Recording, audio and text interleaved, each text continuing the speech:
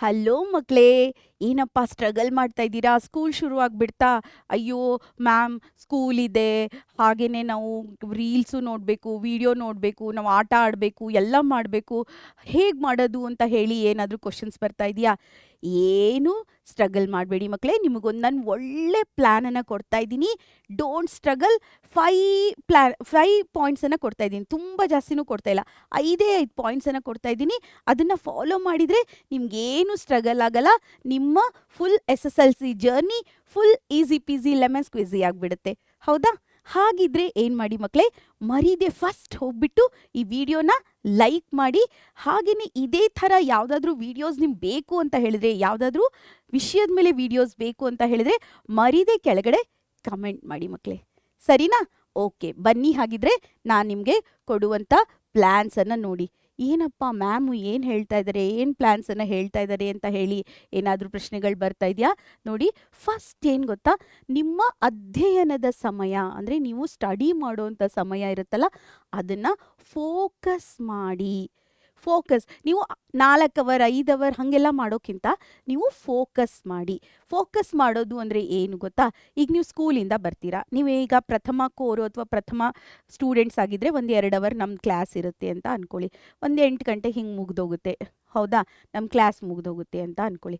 ಆಮೇಲೆ ಏನು ಮಾಡ್ತೀರಾ? 1 ಅವರ್ ನೀವು ಹೋಮ್ವರ್ಕ್ ಮಾಡ್ತೀರಾ ಅಂತ ಅಂದ್ಕೊಳ್ಳಿ. ಅದಕ್ಕಿಂತ ಮುಂಚೆ 1 ಅವರ್ ಹೋಮ್ವರ್ಕ್ ಮಾಡಿರ್ತೀರಾ ಅಂತ ಅಂದ್ಕೊಳ್ಳಿ. 2 ಅವರ್ ಅಷ್ಟೇ ಹೋಮ್ವರ್ಕ್ ಕೊಡ್ತಾರೆ. ಇನ್ನೆಷ್ಟು ಹೋಮ್ವರ್ಕ್ ಕೊಡ್ತಾರೆ ಅಲ್ವಾ? 2 ಅವರ್ ಹೋಮ್ವರ್ಕ್ ಮುಗೀತು. ಓಕೆ, ನೆಕ್ಸ್ಟ್ ಏನು ಮಾಡಿ, 9:30 ಒಳಗಡೆ ನಿಮ್ಮ ಊಟ ಎಲ್ಲ ಮುಗಿಸ್ಕೊಂಡು 9:30 to 11:30 ನೀವು ಈವ್ನಿಂಗ್ ಓದೋರಾಗಿದ್ದರೆ, ಅಂದರೆ ರಾತ್ರಿ ಓದೋರಾಗಿದ್ದರೆ 9:30 to 11:30 ಓದಿ.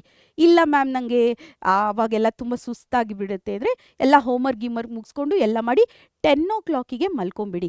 10 o'clock ಮಲ್ಕೊಂಬಿಟ್ಟು ಬೆಳಗ್ಗೆ 5 ಗಂಟೆಗೆದ್ದು 7 ಗಂಟೆವರೆಗೆ ಓದಿ. ಹೇಗಿದ್ರು ನಿಮ್ಮ ಸ್ಕೂಲೆಲ್ಲ 8 ಗಂಟೆಗೆ ಇರುತ್ತೆ ಅಂತ ಅಂದ್ಕೊಳ್ತೀನಿ.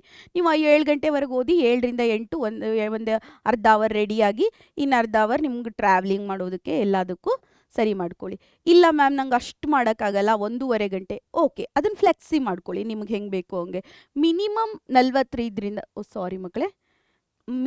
45ರಿಂದ 50 ನಿಮಿಷನ ಓದೋದಕ್ಕೆ ಮೀಸಲಿಡಿ. ಯಾವುದೇ ಕಾರಣಕ್ಕೂ ಈ 45 to 50 ಮಿನಿಟ್ಸ್ ಇದೆಯಲ್ಲ, ಇದನ್ನು ಮರಿಬೇಡಿ. ಇಷ್ಟನ್ನು ಓದಲೇಬೇಕು, ಮಿನಿಮಮ್ ಓದಬೇಕು. ನಾನು ಹೇಳ್ತಾ ಇರೋದು ಮ್ಯಾಕ್ಸಿಮಮ್ 2 ಅವರ್ ಓದಿದರೆ ಈಸಿ ಪೀಸಿ ಆಗುತ್ತೆ. ಓಕೆ, ಫೋಕಸ್ಡಾಗಿ ಓದಿ. ಓಕೆ, ಡಿಸ್ಟ್ರ್ಯಾಕ್ಟ್ ಆಗಬೇಡಿ. ಡಿಸ್ಟ್ರ್ಯಾಕ್ಷನಿಂದ ಫ್ರೀ ಇರಿ. ಅಲ್ಲಿ ಮೊಬೈಲ್ ಇಟ್ಕೋಬೇಡಿ. ನೀವು ಓದೋ ಅಂಥ ರೂಮಲ್ಲಿ ಮೊಬೈಲ್ ಇಟ್ಕೋಬೇಡಿ. ಯಾರೂ ಬರಬಾರ್ದು, ಇವ್ರು ಮಾತಾಡಿಸ್ಬಾರ್ದು.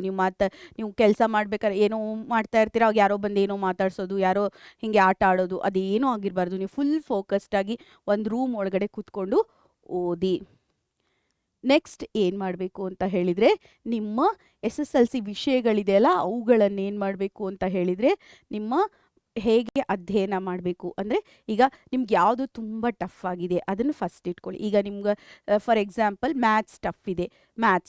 ಮ್ಯಾಥ್ಸ್ ಯಾವಾಗಲೂ ಎವ್ರಿ ಡೇ ತಪ್ಪದೇ 1 ಅವರ್ ಮಾಡಿಬಿಡಿ ಮಕ್ಕಳೇ. ನನ್ನ ಪ್ರಕಾರ ಏನು ಗೊತ್ತಾ, ಮ್ಯಾಥ್ಸು ಮಾಡಿದ್ರೇ ಬರುತ್ತೆ. ಹೀಗಾಗಿ ಅರ್ಧ ಅವರೋ ಅಥವಾ 1 ಅವರೋ ಮ್ಯಾಥ್ಸಿಗೆ ಇಟ್ಕೊಂಬಿಡಿ, ಎವ್ರಿ ಡೇ ಇಟ್ಕೊಂಬಿಡಿ. ಇನ್ನು ಒಂದು ವಿಷಯನ ಒಂದಿನ ಓದಿ. ಒಂದಿನ ಸೈನ್ಸ್ ಓದಿ, ಒಂದಿನ ಸೋಷಲ್ ಓದಿ, ಒಂದಿನ ಕನ್ನಡ ಓದಿ, ಒಂದಿನ ಇಂಗ್ಲೀಷ್ ಓದಿ. ಇಲ್ಲ ಕನ್ನಡ ಬೇಕಾದ್ರೆ ದಿನಕ್ಕೆ ಒಂದು 10-15 ನಿಮಿಷ ಓದಿದ್ರು ಸಾಕು ಮ್ಯಾಮ್, ನನ್ನ ಕನ್ನಡ ಚೆನ್ನಾಗಿದೆ ಅಂತ ಹೇಳಿದರೆ ಇಂಗ್ಲೀಷ್ ಓದಿ. ಯಾಕಂದರೆ ಇಂಗ್ಲೀಷು ತುಂಬ ಕಷ್ಟ ಅಲ್ವಾ, ನಿಮ್ಮ ಮದರ್ ಟಂಗ್ ಅಲ್ಲ, ಮಾತೃಭಾಷೆ ಆಗಿಲ್ಲದೆ ಇರೋದ್ರಿಂದ ಅದರ ಸೆಂಟೆನ್ಸ್ ಬರೆಯೋದು, ವ್ಯಾಕರಣ ಬರೆಯೋದು ಅದೆಲ್ಲ ಟಫ್ ಆಗ್ತಾ ಇರುತ್ತೆ. ಅದಕ್ಕೋಸ್ಕರ ಅದನ್ನು ನೀವು ಪ್ರಾಕ್ಟೀಸ್ ಮಾಡಿ. ಪುಸ್ತಕಗಳನ್ನು ಓದಿ. Text book is the best thing. ನಾವು ಟೆಕ್ಸ್ಟ್ ಬುಕ್ಕಿಂದ ಬಿಟ್ಟು ಯಾವ ಕ್ವಶನೂ ಬರಲ್ಲ. ನೀವು ಬರೀ ಆ ಕ್ವಶನ್ ಆನ್ಸರ್ ಮಾಡಬೇಡಿ. ಹೇಗೆ ಮಾಡಿ ಗೊತ್ತಾ, ಬುಕ್ ತೊಗೊಳ್ಳಿ. ಈಗ ಫಾರ್ ಎಕ್ಸಾಂಪಲ್ ಸೋಷಿಯಲ್ ಸ್ಟಡಿ ಹೇಳ್ತಾ ಇದ್ದೀನಿ.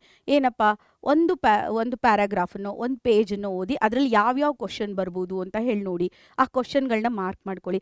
ಅದು ಕ್ವಶನಿಗೆ ಆನ್ಸರ್ ಏನು ಬರ್ಬೋದು ಅಂತ ಹೇಳಿ ಪಾಯಿಂಟ್ ವೈಸ್ ಮಾಡ್ಕೊಳ್ಳಿ. ನೀವೇನು ಫುಲ್ ಬರಿಬೇಕಾಗಿಲ್ಲ, ಪಾಯಿಂಟ್ ಮಾಡ್ಕೊಳ್ಳಿ.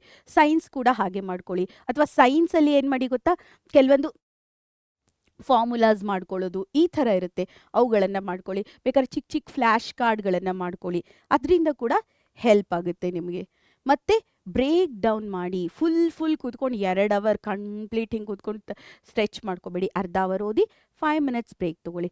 ಅರ್ಧ ಅವರ್ ಓದಿ 5 ಮಿನಿಟ್ಸ್ ಬ್ರೇಕ್. ಎಷ್ಟು? 2 ಅವರ್. ದಿನಕ್ಕೆ 2 ಅವರ್ ಸೆಲ್ಫ್ ಸ್ಟಡಿ ಮಾಡಿದರೆ ಸಾಕಾಗುತ್ತೆ ನಿಮಗೆ.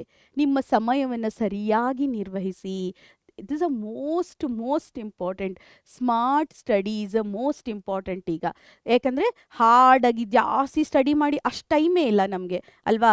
ಸ್ಕೂಲ್ಗೆ ಹೋಗಿ ಬರಬೇಕು, ಸ್ಕೂಲ್ಗೆ ಹೋಗಿ ಬಂದ ನಂತರ ಕ್ಲಾಸ್ ನೋಡ್ಕೊಳ್ಳೋದು ಅಥವಾ ಹೋಮ್ವರ್ಕ್ ಮಾಡೋದು ಅದೆಲ್ಲ ಇರುತ್ತೆ. ಅದಾದಮೇಲೆ ನಾವು ಸ್ಟಡಿ ಮಾಡಬೇಕಲ್ವ, ಸೆಲ್ಫ್ ಸ್ಟಡಿ. ಅದಕ್ಕೆ ಸೆಲ್ಫ್ ಸ್ಟಡಿಗೋಸ್ಕರ 2 ಅವರನ್ನು ತುಂಬ ಕನಿಷ್ಠ ಎತ್ತಿಡಕ್ಕೆ ಟ್ರೈ ಮಾಡಿ.